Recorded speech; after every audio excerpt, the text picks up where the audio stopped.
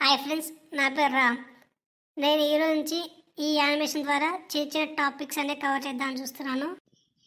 ఈరోజు ఈ వీడియోలో మొదటి టాపిక్ వచ్చేసి ప్రాథమిక విధులు అనగా ఫండమెంటల్ డ్యూటీస్ గురించి ఎక్స్ప్లెయిన్ చేయడం జరుగుతుంది. అసలు ప్రాథమిక విధులు అంటే ఏంటి? ప్రాథమిక విధులు అనగా ఒక వ్యక్తి లేదా వ్యక్తులు సమాజంపై ఏ విధంగా బాధ్యత నిర్వహించాలి, సమాజం పట్ల ఎలా నడుచుకోవాలని తెలియజేసే కొన్ని నియమాలను ప్రాథమిక విధులుగా చెప్పుకుంటాం. కొంతమంది మేధావులు ప్రాథమిక విధులకు కొన్ని నిర్వచనాలు ఇవ్వడం జరిగింది. అందులో మొదటి నిర్వచనం వచ్చేసి హక్కులను మరియు విధులను విడదీస్తే అవి వికలాంగులు అవుతాయని బర్జెస్ నిర్వచనం ఇచ్చారు. ప్రాథమిక విధుల్లో రెండవ నిర్వచనం హక్కులు విధులు అనేవి ఒకే నాణ్యానికి ఇరుపక్కలు అని హెచ్జే లాస్కి నిర్వచనం ఇచ్చారు.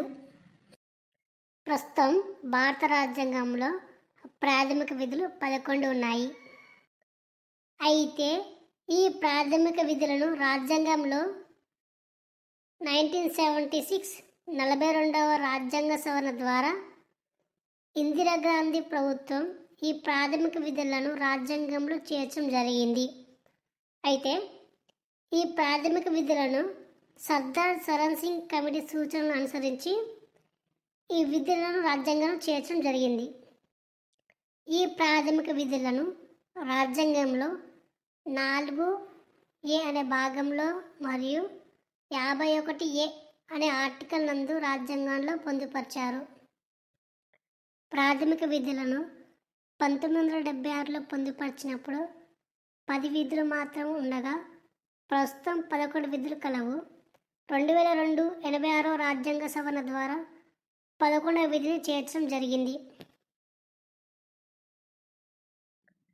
ప్రాథమిక విధులకు సంబంధించిన మిగిలిన విషయాలను నెక్స్ట్ వీడియోలో తెలుసుకుందాం.